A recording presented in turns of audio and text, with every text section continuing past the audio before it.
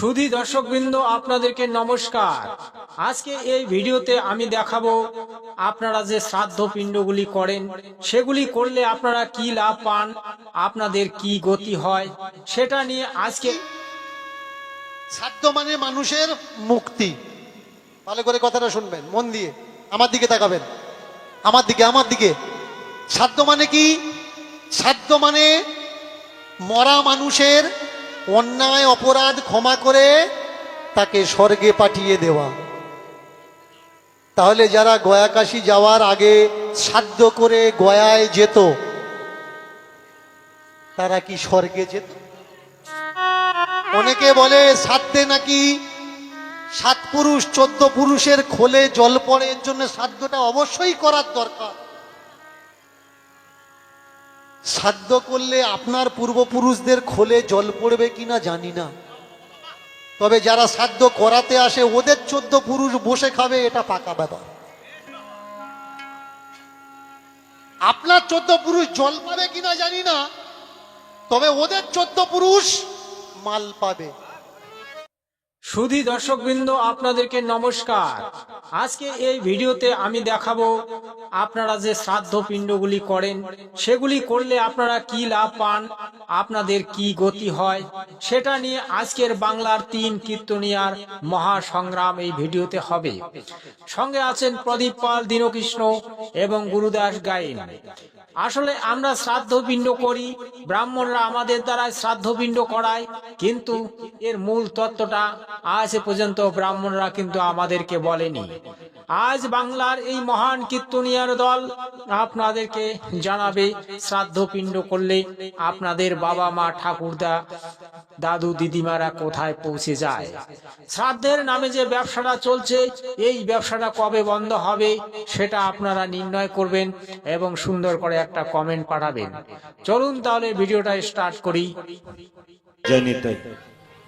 প্রথমে আপনাদের ছোট্ট ছোট্ট কয়েকটা তত্ত্ব বলে দিয়ে আমি লীলার মধ্যে যাব। ভক্তদের একটু নির্দেশ আছে, লীলা সামান্য থেকে তার মধ্যে একটু তত্ত্বের মধ্যে যেতে হবে।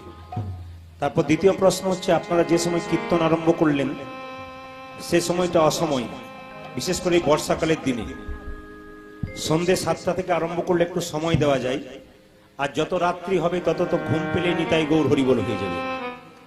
এই জন্য আপনাদেরকে বলে যাই, এই ছোট্ট সংক্ষিপ্ত সময়ের মধ্যে আপনাদের ছোট্ট তত্ত্বের মাধ্যমে ঠিক সময়ে আমি শেষ করব, আপনাদের চিন্তা নেই। এখন প্রথম প্রশ্ন হচ্ছে যে শ্রাদ্ধ বাড়িতে দেখবেন সবাই খায় না, নয় কি? আপনাদের এখানে হয় কিনা জানি না, আমাদের দিকে শ্রাদ্ধ বাড়িতে সবাই খায় না। অনেকে প্রশ্ন করে যে শ্রাদ্ধ বাড়িতে সবাই খায় না কেন মায়েরা? অনেকে দেখবেন শ্রাদ্ধ বাড়িতে খায় না, জিজ্ঞেস করায় তুই খাস না কেন? ও বলে আমার বাবা খায় না বলে আমি খাই না। ও জানে না, ওর বাবাও জানে না, শুনে শুনে করছে। কিন্তু জেনে নিতে হবে যে শ্রাদ্ধ বাড়িতে কেন খেতে নেই। যিনি যার নামে শ্রাদ্ধ, তিনি যদি ধার্মিক মানুষ হন, হরে কৃষ্ণ, তিনি যদি তার ভক্তি থাকে ভগবানের প্রতি, তবে তার শ্রাদ্ধে কিন্তু সবাই সেবা করতে পারে। কিন্তু যদি হরে কৃষ্ণ, কিন্তু যদি জানা যায় যার নামে শ্রাদ্ধ হচ্ছে, মায়েরা হরে কৃষ্ণ মন দিয়ে শুনবেন, যার নামে শ্রাদ্ধ হচ্ছে তিনি যদি পাপ কর্ম করেছেন, তিনি যদি অধর্ম করেছেন, তবে তার শ্রাদ্ধে যে অন্নটা দেওয়া হয় সেটা পাপের অন্ন হয়ে যায়। তাহলে আপনারা প্রশ্ন করবেন, আমরা চিনব কি করে যে শ্রাদ্ধ বাড়িতে কে পাপ করেছে আর কে ধর্ম করেছে? এই জন্য যারা শ্রাদ্ধ করায়, শাস্ত্র বলছে তাদের নিয়ম হচ্ছে যে যার নামে শ্রাদ্ধ, সেই শ্রাদ্ধের সময় ভগবানের প্রসাদ দিয়ে দিতে হয়। যদি ভগবানের প্রসাদ দিয়ে শ্রাদ্ধ করা যায় তাহলে সেই শ্রাদ্ধে সবাই খেতে পারে। দর্শক, আপনারা শুনলেন প্রদীপ পালের কথা কীর্তন। প্রদীপ পাল যেভাবে তত্ত্বটি দিলেন, তত্ত্বটি অত্যন্ত গুরুত্বপূর্ণ। তাই এবার আমরা অন্য কীর্তনিয়ার তত্ত্ব কথা শুনব, যেটা কিন্তু আপনাদেরই কাজে লাগবে। তাই ভিডিওটি শেষ পর্যন্ত দেখবেন এবং অবশ্যই একটা ভিডিওটিতে লাইক করবেন, বন্ধু বান্ধবদের মধ্যে শেয়ার করবেন। সৎসাহে। মা মরে গেছে, মাকে নাকি পিণ্ডি দিলে স্বর্গে চলে যায়। প্রশ্ন, বাবা মরে গেছে, বাবা নাকি তাকে ভালো করে পিণ্ড দিলে, শ্রাদ্ধ করলে স্বর্গে চলে যাবে। কে বলেছে? ঠাকুর মশাই। কি তাই না? তা মা মরে গেছে, বাবা মরে গেছে, পিণ্ড দিতে হবে। স্বর্গে চলে যাবে, বাবা মরে গেছে স্বর্গে চলে যাবে। কোনোদিন ভেবে দেখেছেন ঠান্ডা মাথায় যে লোকটা কোনোদিন হয়তো কোনো ভালো কাজ করেনি, আমি তার ঠেলে ঠেলে পাঠাবো স্বর্গে? আমাদের বর্তমান দিনে সেটা আজও চলছে। আমরা তো শিক্ষিত সমাজ, বলুন না, একটা মা মরে গেল, বাবা মরে গেল, তার শ্রাদ্ধ করলে নাকি স্বর্গে চলে যায়। বলুন এটা কারা করে গেছে? যারা চিটিংবাজ ব্রাহ্মণ। ভালো করে ভেবে দেখবেন, নিজেদের স্বার্থ সিদ্ধির জন্য সমাজটাকে তারা ধ্বংস করে অপরের মাথায় কাঁঠাল রেখে গোয়া ভেঙে খেয়ে চলে গেল। তারাই সমাজের মধ্যমণি হয়ে শিখিয়ে দিয়ে গেছে, স্বর্গে যদি পাঠাতে চাও তবে বাবার শ্রাদ্ধটা ভালো করে কর, মায়ের শ্রাদ্ধটা ভালো করে কর। আমার হোক আপনার হোক, মা যখন মরে যায় ভালো করে ভেবে দেখবেন, পুড়িয়ে আসার পরে আমাদের একটা 1000 বছর ধরে একটা সংস্কার, এটা সংস্কার না কুসংস্কার আপনারা শিক্ষিত ছেলে মেয়ে ভাবতেন? এটা কুসংস্কার না সংস্কার এটা আপনারা ভাববেন। মানুষটাকে পুড়িয়ে এসে আপনি যাবেন কাদের কাছে? বলা আছে ওরাই একমাত্র তোমার বাবা মায়ের কোথায় যাওয়া হবে সে সিদ্ধান্তটা ওরাই যায়। আপনি ঠাকুরমশাইয়ের বাড়ি গেলেন, ঠাকুরমশাই প্রথম থেকে স্টার্ট করবে কি করে একে টুপি পরানো যায়। বুঝো কি করে একে টুপি পরানো যায়, যত কায়দায় ফেলবো তত ফায়দা লুটে নেব। প্রথমে জিজ্ঞাসা করলো, হ্যাঁ রে তোর মা তোর বাবা কটায় মরেছে? এই কটা মানে এবার থেকে তোমার শুরু হয়ে গেল।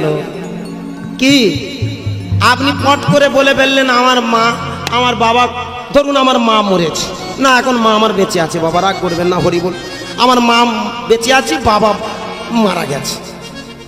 এবার আমি কি বলবো, আমার বাবা মরেছে কটার সময়? ভোর 4টের সময়। সঙ্গে সঙ্গে ঠাকুরমশাই ওদের 14 গোষ্ঠীর যে একটা চিটিংবাজি লাইন আছে, হ্যাঁ ওই 14 গোষ্ঠীর চিটিংবাজির ধারাবাহিকতার যে ধারাপাতটা খুলবে, ওরা আনন্দ করবে, তোমার ধারাপাত হবে। কি বলুন, রাগ করবেন না, কষ্ট পাবেন না, দেখবেন আস্তে আস্তে ইস মহেন্দ্র যোগ ছিল 5:55 পর্যন্ত। তোর বাবা এই যে 6টার সময় ইস আর 5 মিনিট আগে যদি মরতো, তোর বাবা হেঁটে হেঁটে স্বর্গে চলে যেত। এই যে 5 মিনিট পরে মরেছে মানে তোর খবর খুব খারাপ, তোরও খবর খারাপ, তোর বাপের আরো খবর খারাপ, তোর বাপ 4-5 দোষ। আপনি ঠাকুরমশাইকে প্রশ্ন করুন, হ্যাঁ বাবা এই কথা বললে হয়তো অনেক ঠাকুরমশাইরা কষ্ট পাবেন, আমি পা দুটো জড়িয়ে ধরে বলবো এখানে তো সময় মাত্র স্বল্প, যদি আপনাদের কারুর মনে কষ্ট হয় দয়া করে আমার সঙ্গে একটু মিটিং করুন। আপনি কটা বই পড়েছেন, আমি কটা বই পড়েছি, একটু জানান হয়ে যাক না। আপনারা শুনলেন গুরুদাস গায়নের কথা কীর্তন, তিনি শ্রাদ্ধ সম্পর্কে কি বললেন সেটা আপনারা মোটামুটি বিস্তারিত জানলেন। এবারে কিন্তু আমরা মূল তত্ত্ব নেব দীনকৃষ্ণ ঠাকুর মহাশয়ের কথা কীর্তন থেকে। তাহলে দর্শক, এই কথাগুলি শোনার পরে আপনারা কি বাবা মায়ের শ্রাদ্ধ করবেন, দাদু দিদিমার শ্রাদ্ধ করবেন? আপনারা ভুল করছেন, শ্রাদ্ধ পিণ্ড থেকে দূরে সরে যান। এগুলি হচ্ছে কাল্পনিক, এগুলি ব্রাহ্মণরা আমাদেরকে ঠকানোর জন্য করছে। আপনারা বুঝিও কেন বুঝছেন না? আপনারা সংস্কারী হয়ে উঠুন, বা ওই ধুতি পাঞ্জাবি পরা ব্রাহ্মণদের থেকে দূরে থাকুন, ওই পাখণ্ডী ব্রাহ্মণদের থেকে দূরে সরে যান। এরা আমাদেরকে শোষণ করেছিল, আজও শোষণ করছে। শিক্ষিত হয়ে এই ভুলগুলি করবেন না। আপনাকে অনেক ধন্যবাদ। এবার চলুন তাহলে মহান কীর্তনিয়া দীনকৃষ্ণ ঠাকুরের কথা কীর্তন এবার আমরা শুনবো। আপনাদের ভিতরে যদি কেউ মনে করেন শ্রাদ্ধ করা উচিত, কীর্তনের পরে আমার সঙ্গে বসবেন, আমি প্রমাণ করে দেব শ্রাদ্ধ করা উচিত নয়। কেন? ভালো করে শুনবেন। শ্রাদ্ধ করতে গেলে আপনারা যে একবার শ্রাদ্ধ করছেন, একবার শ্রাদ্ধ হয় না, কবার শ্রাদ্ধ হয়? আপনার বাবা মা অসুস্থ হয়ে গেলে প্রায়শ্চিত্ত করা হয় না? অনেকে বলে কষ্ট পাচ্ছে, পরাচিত্তিরি করে দে। পরাচিত্তিরি এটা কি? এটা জীবন্ত শ্রাদ্ধ। এইবার আপনার ছেলের যে মুখে ভাত দিচ্ছেন, আপনার ছেলের বিয়ে দিচ্ছেন, আপনার মেয়েকে বিয়ে দিচ্ছেন, এই বিয়ে হবে কখন? রাত্রেবেলায়। আর দিনের বেলায় আপনি কি করছেন? নানি মুখ, পঞ্জিকাতে বলা হয় নন্দী মুখ। এই নন্দী মুখ কাকে বলে? এই নন্দী মুখ মানে একটা শ্রাদ্ধ, মানে আপনার পূর্বপুরুষদের জলদান করতে হয়। নন্দী মুখটা আগে আপনি শ্রাদ্ধ করছেন, তারপরে গিয়ে আপনার ছেলের বিয়ে হচ্ছে। আপনি আগে শ্রাদ্ধ করছেন, তারপরে গিয়ে আপনার মেয়ের বিয়ে হচ্ছে। আপনি আগে শ্রাদ্ধ করছেন, তারপরে আপনার ছোট্ট বাচ্চার মুখে অন্নপ্রাশন করছেন। আগে শ্রাদ্ধ করাই লাগবে। এই শ্রাদ্ধ যারা করেছেন আর যারা আগামীতে করবেন, আপনার বাবা উদ্ধার হবে। আপনার সামনে কলার খোল কেটে রাখা হয়েছে, ওর ওপরে একটা কাঁচকলা দেওয়া হয়। কাঁচকলা দেওয়া হয় না? বলুন, আত্মার মঙ্গলের জন্য কাঁচকলা কোন কাজে লাগে বলুন? আত্মা তো খায় না। আত্মা খায় কি?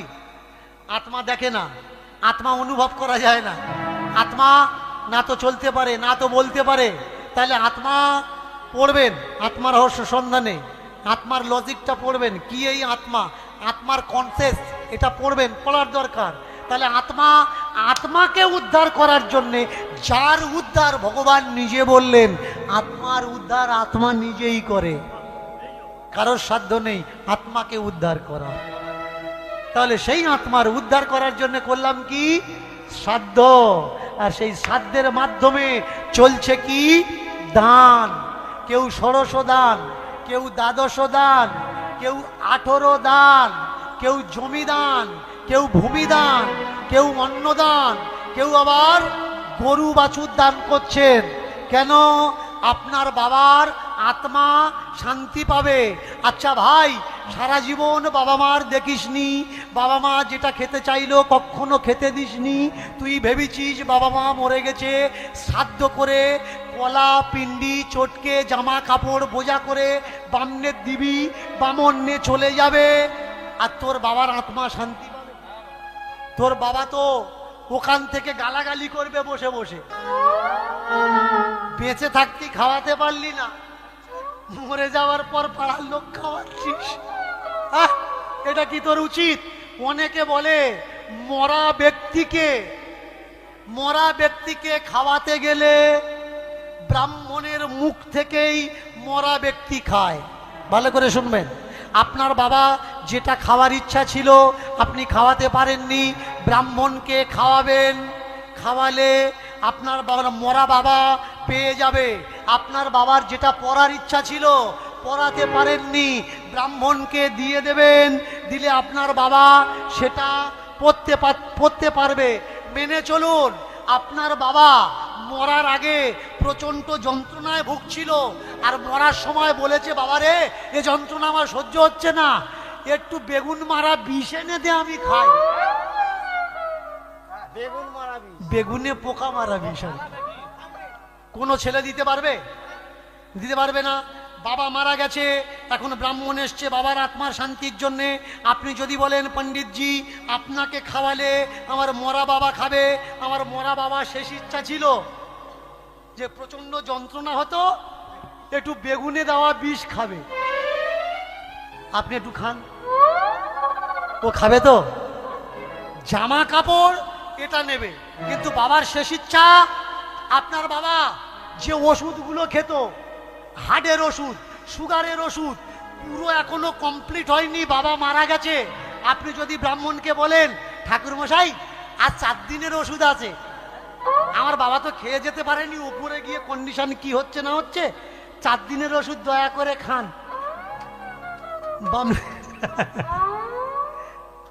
বামনে খাবে তো? খাবে না। কেন খাবে না? আপনার বাবা ঘি খেতে ভালোবাসতো, বামন খাবে। আপনার বাবা শালগায় দিতে ভালোবাসতো, ওটা নেবে। কিন্তু আপনার বাবা সুগারের ওষুধগুলো ওরা খাবে না, আপনার বাবার ভিপির ওষুধগুলো ওরা খাবে না, আপনার বাবার মাথা যন্ত্রণার ওষুধগুলো ওরা খাবে না। এই যে কথাগুলো আমি বলছি আপনারা হাসছেন, অনেকে কষ্ট পাচ্ছেন, ভাবছেন এসবগুলো কি করছে দীনকৃষ্ণ ঠাকুর, আপনারা ঘুমিয়ে আছেন। আমি আপনাদের জেগে তোলানোর চেষ্টা করছি যে ভাই ওঠো, যে মানুষ মারা গেছে ও মানুষ আর ফিরে আসবে না। আর যার মঙ্গল করছো সেও জানে না, তুমিও জানো না। আমার মহাপ্রভু শ্রাদ্ধের বিরোধাভাস ঘোষণা করেছিলেন। এটা আমার সংগ্রাম নয়, মহাপ্রভু নিজে বলেছেন শ্রাদ্ধ করো না। প্রমাণ কি? মহাপ্রভু নিজে বলেছেন মানুষ মরে গেলে পুড়িও না, সমাধি দাও। প্রমাণ কি? দেখে নেবেন, আপনাদের এই সমাজে যদি কোনো গোসাই বাবাজি সাধু থাকে, মরে গেলে পোড়ানো হয়, সমাধি দেওয়া হয়। গোসাই বাবাজিরা যদি মরে যায় কি করে? সারা রাত গোসাইরা এসে কীর্তন করে, মদ সব করে, আর ঠাকুরের কাছে প্রার্থনা করে, ঠাকুর এ জগতে ছিল, আমরা দেখাশোনা করেছি, এখন তোমার কাছে গেছে, তুমি দেখাশোনা করো, এখন সম্পূর্ণ তোমার হাত। একটা গোসাইকে তার আত্মার শান্তির জন্য যদি হরে কৃষ্ণ করলে তার আত্মা শান্তি হয়ে যায়, তাহলে আপনার আর আমার বেলা শ্রাদ্ধ কেন করা লাগবে? আমার বাবার বেলা কেন আমরা হরে কৃষ্ণ করে তার আত্মা শান্তি করতে পারবো না? কেন ডাকা লাগবে ওই ফ্রড জোচ্চরগুলো যারা আমাদের ইনকামের আধা পয়সা নিয়ে চলে যাবে? হ্যাঁ, এটা দিবি, ওটা দিবি। এই সেদিনেকার কথা শুনুন, একটা মেয়ে মারা গেছে, 2 ছেলে, স্বামী বেঁচে আছে, ট্রিটমেন্ট করতে করতে ব্রেন স্ট্রোক হয়েছে, জায়গা জমি একেবারে শেষ হয়ে গেছে। আপনারা অনেকে জানেন, স্ট্রোকের রুগী যদি কৃপা করে কোনো নার্সিং হোমে ঢুকেছে, কৃপা করে দয়া করে যদি কোনো নার্সিং হোমে ঢোকে, প্রত্যেক দিন 60-70 হাজার টাকার বিল হয়। দেখবেন ভেন্টিলেশন দিয়ে রুগীকে বাঁচিয়ে রাখা হয়। কেন বাঁচিয়ে রাখা হয়? আপনার টাকা আছে তাই। আপনি যেদিন বলবেন ডাক্তারবাবু আর নেই, ও আপনাকে বলে দেবে আপনার বউ আর নেই। এই হচ্ছে প্রকৃত সত্য। যতদিন টাকা থাকবে মরা মানুষও বেঁচে থাকবে, টাকা নেই জ্যান্ত মানুষ মারা যাবে। সব শেষ হয়ে গেছে, বউও শেষ হয়ে গেছে। এইবারে এসেছে, যেদিন মারা গেছে ব্রাহ্মণের কাছে বিধান নিচ্ছে, বললে তোর বউ 3 পদোষ পেয়েছে, 3 পদোষ পেয়েছে। 27 খানা ব্রাহ্মণ ডাকা লাগবে। শান্তি না করলে তোদের কিন্তু বড় ক্ষতিবতী হবে। এ ব্যক্তি বলছে আমার টাকা পয়সা কিচ্ছু নেই, যাও করে সেরে দিন। বললে এই দেখ, করবি কর, না হলে করিস নে, কারণ ভূত পেতের পেছনে ঘাঁটা দিয়ে মরবি, পেতের পিছনে ঘাঁটা দিতে নেই। অবস্থাটা দেখেছো? দোষ পেল, আপনার মা দোষ করেছে আপনি জানেন না, এরা জানে। আপনার বাবা দোষ করেছে আপনি জানেন না, এরা জানে। লেখা আছে কোথায়? পঞ্জিকাতে। এই পঞ্জিকাটা তৈরি করেছে কে? আপনি আমি না, পঞ্জিকা তৈরি করেছে এরা। দোষ তৈরি করলো এরা, স্বর্গ তৈরি করলো এরা, নরক তৈরি করলো এরা। কিন্তু প্রকৃত পক্ষে সনাতনীরা জীবনে কখনো শ্রাদ্ধ করেনি। ইতিহাস খুলে দেখুন, শ্রাদ্ধ নামক শব্দটা আমাদের ভিতরে ছিল না। দর্শক দেখুন, এটি জ্ঞানগঙ্গা পুস্তক। এই জ্ঞানগঙ্গা পুস্তকে শ্রাদ্ধ সম্পর্কে কিছু বর্ণনা আছে এবং গীতায় বর্ণনা আছে। গীতায় আপনারা দেখেছেন যে ভূত পূজা করলে ভূতলোক, দেবতার পূজা করলে দেবলোক, পিতৃ পূজা করলে পিতৃলোক। তাহলে আপনারা সনাতন ধর্মী, সনাতন ধর্মকে আপনারা মানেন, গৌরাঙ্গ মহাপ্রভুর মতকে আপনারা জানেন, কিন্তু গৌরাঙ্গ মহাপ্রভুর যে মত সেটা মানেন না। গৌরাঙ্গ মহাপ্রভুকে ভক্তি করেন, কিন্তু গৌরাঙ্গ মহাপ্রভুর মত এবং পথ ভক্তিকে আপনারা মানেন না। তারপরে শ্রীকৃষ্ণকে মানেন, কিন্তু শ্রীকৃষ্ণের কথাগুলিকে মানেন না। এই তো হচ্ছে আপনাদের ভক্তি।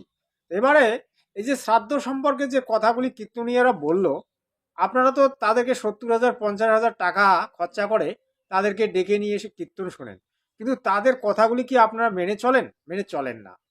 তাহলে আমাদের সনাতন ধর্মের মূল গ্রন্থ কি? গীতা। গীতা হচ্ছে আমাদের সংবিধান। 4 বেদ, আর একটা বেদ আছে সূক্ষ্ম বেদ। এই 5টা বেদ এবং গীতা, তারপরে 6টা শাস্ত্র, এটা নিয়ে হচ্ছে সনাতন ধর্ম। যে সনাতন ধর্মে শ্রাদ্ধ পিণ্ড করা নিষেধ আছে ঋগ্বেদ, যজুর্বেদ, সামবেদ, অথর্ববেদ, গীতায়, তারপরে 6টি শাস্ত্রে, তারপরেও আপনারা ওই পাষণ্ডী ব্রাহ্মণদের কথা শ্রাদ্ধ করছেন। এটা কি আপনারা সনাতন ধর্মের কাজ করছেন নাকি সনাতন ধর্মকে ডুবিয়ে দিচ্ছেন? ওরে মূর্খরা, একটু জেগে উঠুন। আপনারা শিক্ষিত হয়েছেন, আজকাল আপনারা মূর্খ নেই। ওই পরের কথায় আপনারা নাচতেছেন, হাসতেছেন, গাইতেছেন, দৌড়াচ্ছেন, পিছন দিকে তাকাচ্ছেন, সবকিছু পরের কথায় করছেন, কিন্তু বাজার থেকে একটা 10 টাকার গ্রন্থ এনে আপনারা পড়ছেন না। এই 10 টাকার গ্রন্থটা এনে একবার জ্ঞানগঙ্গা পুস্তকটা বাজার থেকে এনে পড়ে দেখুন, দেখবেন এখানে সনাতন ধর্মের মূল তত্ত্বগুলি বর্ণনা করা আছে। 4 বেদের কথা বর্ণনা করা আছে, গীতার মূল তত্ত্ব বর্ণনা করা হয়েছে।